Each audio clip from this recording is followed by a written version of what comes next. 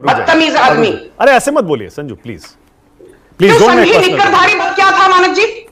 संघी निक्करधारी ये personal statement नहीं है। संघी निक्करधारी ये एक पर्सनल स्टेटमेंट है या नहीं? खबरदार, जनसंघी निक्करधारी बोले तो क्या होगा?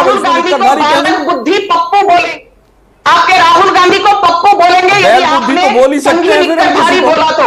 बालक बुद्धि 3 बार लोकसभा चुनाव, अरे बैल बुद्धि के लिए विचार रहिएगा। फिर 3 बार लोकसभा चुनाव हार गए आपके पप्पू। शांत हो जाओ आलोक शर्मा, शांत हो जाओ।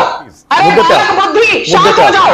और एक चीज कह दूं कांग्रेस के प्रवक्ता को, धारा 370 नहीं होता, इसे कहा जाता है अनुच्छेद 370 कि तिरंगा उठाने वाला नहीं रहेगा, उसके 6 महीने बाद तक सरकार चलाते रहे। यार क्या मानक जी, कहां से आप बिल्कुल ऐसे लोगों को बैठा लेते हैं यार? फिर मुझे मेरे मुंह से कुछ निकले। श्यामा प्रसाद मुखर्जी को हमने। Hello friends, young debate show YouTube channel में आपका स्वागत है। आज की डिबेट में हम देखेंगे कि जम्मू कश्मीर में चुनाव की घोषणा हो गई है। इसी विषय पर डिबेट में जब एंकर ने अनुच्छेद 370 पर कांग्रेस प्रवक्ता से सवाल किया तो कांग्रेस प्रवक्ता फिजूल की बातें करने लगे। तभी भाजपा प्रवक्ता संजू वर्मा ने कांग्रेस प्रवक्ता आलोक शर्मा पर बहुत ही तीखा प्रहार किया और बुरी तरह से धो दिया। डिबेट का अच्छी तरह से मजा लेने के लिए वीडियो को अंत तक जरूर देखें। धन्यवाद।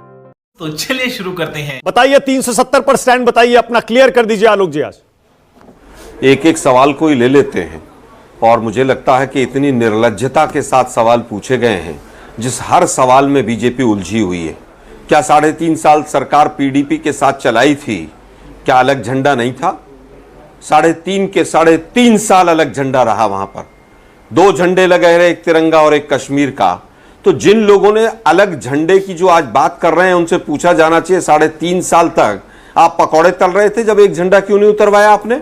दूसरी चीज, एलओसी के ऊपर ट्रेड होना चाहिए कि नहीं? क्या पाकिस्तान से ट्रेड आज भी बंद है क्या? जहां तक बात पत्थरबाजों को छोड़ने की है तो आपको याद होगा कि राजनाथ सिंह जी के समय में 10,000 पत्थरबाज छोड़े थे, 1-2 नहीं 10,000। आलोक जी गजब सवाल पूछ रहे हैं। आलोक जी आप सारे सवालों को अपने हिसाब से तोड़ मरोड़ रहे हैं। आलोक जी मैं डायरेक्ट पूछ रहा हूं, जो अमित शाह के सवाल हैं उनको एज इट इज अगर आप जवाब देने की कोशिश करें तो बेहतर होगा। दूसरा सवाल आप खा गए आलोक जी।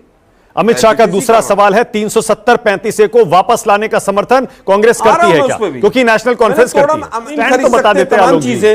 उसमें भी आप 15 एक मिनट सुनिए ना भाई, मैं बता रहा हूं ना, आप बीजेपी की भाषा क्यों बोल रहे हैं? लोगों को समझ तो लेने दीजिए। अब देख, अब मैंने कहा ना, अब इसीलिए मैं कह रहा हूं कि आप सीधा जवाब नहीं दे रहे, आप सारे सवालों को घुमा रहे हैं। नहीं, दिक्कत यह है, अरे घुमा नहीं रहा मैं सीधा आंसर दे रहा हूं, आप घुमा रहे हैं। आप उत्तर दीजिए, क्या आलोक शर्मा मानक गुप्ता जमीन खरीद सकते हैं जम्मू कश्मीर में? सवाल आपको जवाब आपको देना है भाई, मुझे नहीं देना है। अब बात आती है कि अभी भी 15 साल का डोमिसाइल चाहिए। अच्छा, 15 साल के बाद चाणक्य रहेंगे कि नहीं रहेंगे परमात्मा जानता है। मैं केवल ये कह रहा हूं, परिवारवाद, बाप बेटे की सरकार, भ्रष्ट परिवार, 50 साल तक फारूक अब्दुल्ला की फैमिली से लड़े ये संघी जो है निक्करधारी, 50 साल तक लड़े। और जब पहली बार केंद्र में सरकार अटल बिहारी वाजपेयी की बनी तो दोनों बाप बेटे मंत्री थे। क्या उमर अब्दुल्ला और फारूक अब्दुल्ला दोनों में मंत्री नहीं थे? ठीक है, ओके। अब संजू वर्मा की बात। तो पीडीपी आलोक जी अब रुक बदतमीज आदमी। अरे ऐसे मत बोलिए संजू, प्लीज प्लीज। संघी निक्करधारी बोला तब क्या था मानक जी? संघी निक्करधारी ये पर्सनल स्टेटमेंट नहीं है। निक्करधारी नहीं क्या? मुझे बताइए, संघी निक्करधारी निक्कर ये एक पर्सनल स्टेटमेंट है या नहीं? अरे खबरदार, जनसंघी निक्करधारी बोले तो क्या होगा? बालक बुद्धि पप्पू बोलेंगे, आपके राहुल गांधी को पप्पू बोलेंगे यदि आपने संघी निक्करधारी बोला तो। आपने चलिए ओके, आगे चलिए, आइए मुद्दे पे आइए, चलिए आगे चलिए। संजू मुद्दे पर आइए। बैल बुद्धि भी बोला जाएगा। बैल बुद्धि के लिए विचार रहिएगा। बालक बुद्धि 3 बार लोकसभा चुनाव, अरे बैल बुद्धि के लिए विचार रहिएगा। फिर 3 बार लोकसभा चुनाव हार गए आपके पप्पू। शांत हो जाओ आलोक शर्मा, शांत हो जाओ। आलोक जी कहूंगा, आलोक जी कहूंगा, बैल बुद्धि के लिए आलोक जी जाइए प्लीज। बुद्धि शांत हो जाओ।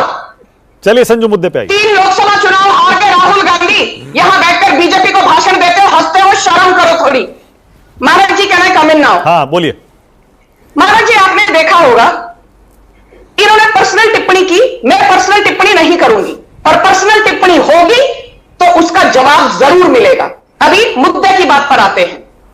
जी हां, बीजेपी ने पीडीपी के साथ गठबंधन किया था। 2018 में वो गठबंधन तोड़ा भी बीजेपी ने, पहली बात। दूसरी बात, हिंदी में कहावत है कि भाई 0 + 0 0। यही नेशनल कॉन्फ्रेंस के उमर अब्दुल्ला बारामुल्ला से राशिद इंजीनियर के हाथों बुरी तरह लोकसभा का चुनाव हार गए। यही महबूबा मुफ्ती जो झंडा लेकर मोदी सरकार के खिलाफ बयान देती हैं, यह भी अपना चुनाव हार गई लोकसभा 2024 में। तो नेशनल कॉन्फ्रेंस प्लस कांग्रेस ये फोर्स मल्टीप्लायर नहीं है, पॉइंट नंबर 1। पॉइंट नंबर 2, मैं हमेशा कहती हूं जब नरेंद्र मोदी जी विकसित भारत की बात कहते हैं, कांग्रेसियों को यह जुमला लगता है, पर जमीनी तौर पर, मेरी आवाज आ रही है? हाँ, आ रही, बोलिए बोलिए।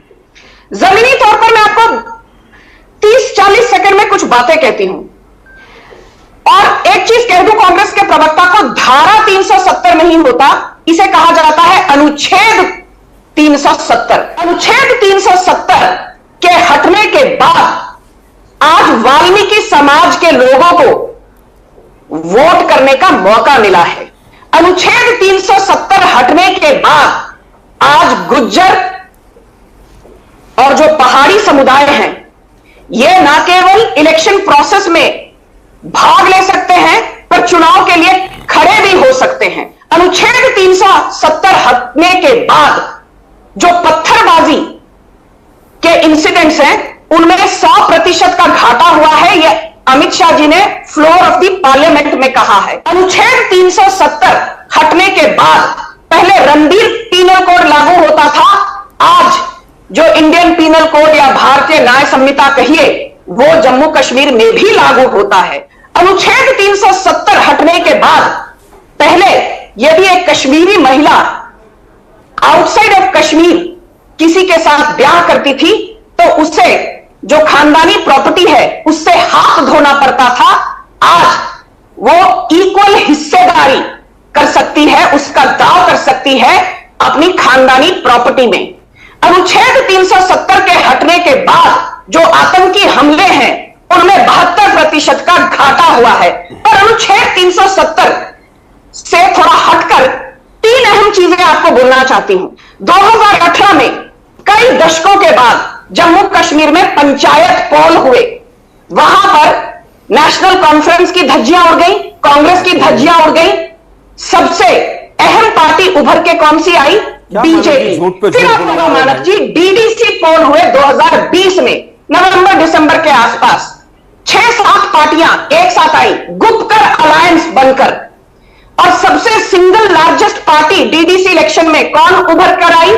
बीजेपी, जिसको अकेले अपने बलबूते पर 75 सीटें मिली। पूरी की पूरी 6-7 पार्टियां मिलकर, शांत हो जाओ, अभी तो मैं शुरू हुई हूं, आपके बीच में नहीं बोली। 2 सीटें आई हैं, नॉट फेयर। अरे मानक जी, सीटें आई है, आलोक जी, पंचायत चुनाव हुआ ही नहीं है वहां पर। अरे कौन से चुनाव? डीडीसी पंचायत चुनाव कब हुए? सन पूछ के बताइए उनसे। अरे बताइए ना भाई। मानक जी, कैन आई फिनिश? मानक जी, कैन आई फिनिश? आलोक जी, आप जवाब दीजिएगा, अभी मौका दूंगा आपको एक एक करके। आपको सबने सुना, प्लीज थोड़ी देर सुनिए ना। हाँ चलिए, संजू बोलिए। अक्टूबर 2018 में पंचायत पोल, सिविक बॉडी पोल हुए थे जम्मू कश्मीर में। 2020 नवंबर-दिसंबर में डीडीसी पोल हुए थे। डीडीसी पोल में बीजेपी 75 सीटें लेकर आई। 6-7 पार्टियां मिलकर भी 110 का आंकड़ा पार नहीं कर पाई। सबसे अहम बात यह है, चेनाब ब्रिज 20-30 सालों के बाद किसने बनाया, खत्म किया? मोदी सरकार ने। बानीहाल पास शुरू हुआ था पता नहीं किस जमाने में, उसको खत्म किसने किया? मोदी सरकार ने। फिर बात करते हैं चेनानी नशरी टनल, जो कि 2011 में शुरू किया था मनमोहन सिंह ने। 2017 में उसकी पूर्ति किसने की? नरेंद्र मोदी की सरकार ने। एक बात आपको बता दूं मानक जी, आपको जानकर ये आंकड़े बड़ी खुशी होगी। हाल ही में जो लोकसभा चुनाव हुए थे, श्रीनगर, बारामुल्ला और अनंतनाग राजौरी का वोटिंग परसेंटेज था 58.4%। आज तक का सबसे ज्यादा वोटिंग परसेंटेज जब लगभग 60% के आसपास हो, इसका मतलब क्या है? यह क्या संकेत देता?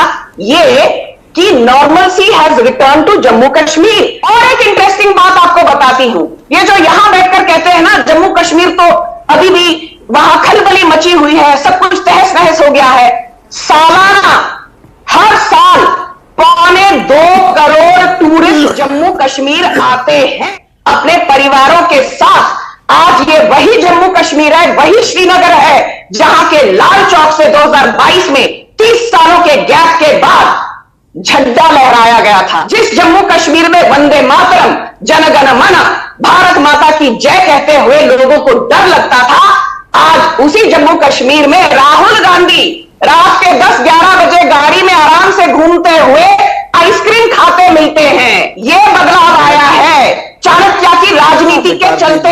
आपके राहुल गांधी आइसक्रीम खाते नजर आते हैं बड़े मशहूर तरीके से। अच्छा संजू लास्ट पॉइंट प्लीज, हाँ। Last point.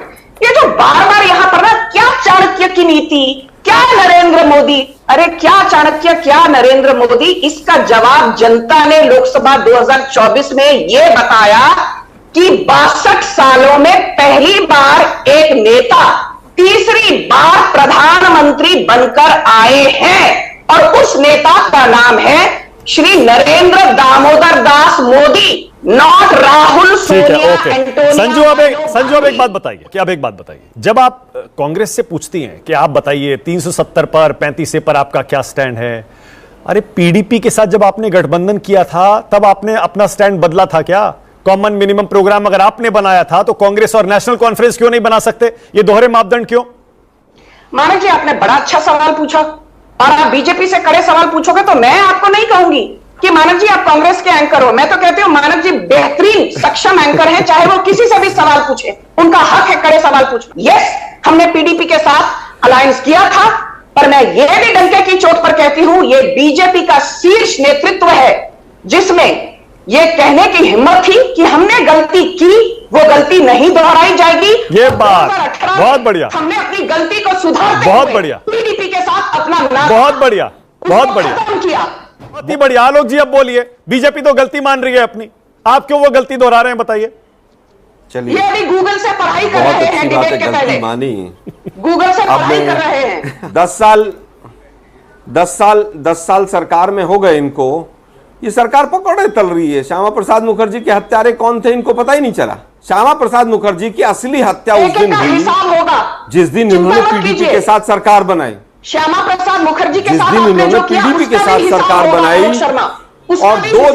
और दो झंडे लगाकर हमने, यार क्या मानक जी, कहां से आप बिल्कुल ऐसे लोगों को बैठा लेते हैं यार, फिर मुझे मेरे मुंह से कुछ निकले।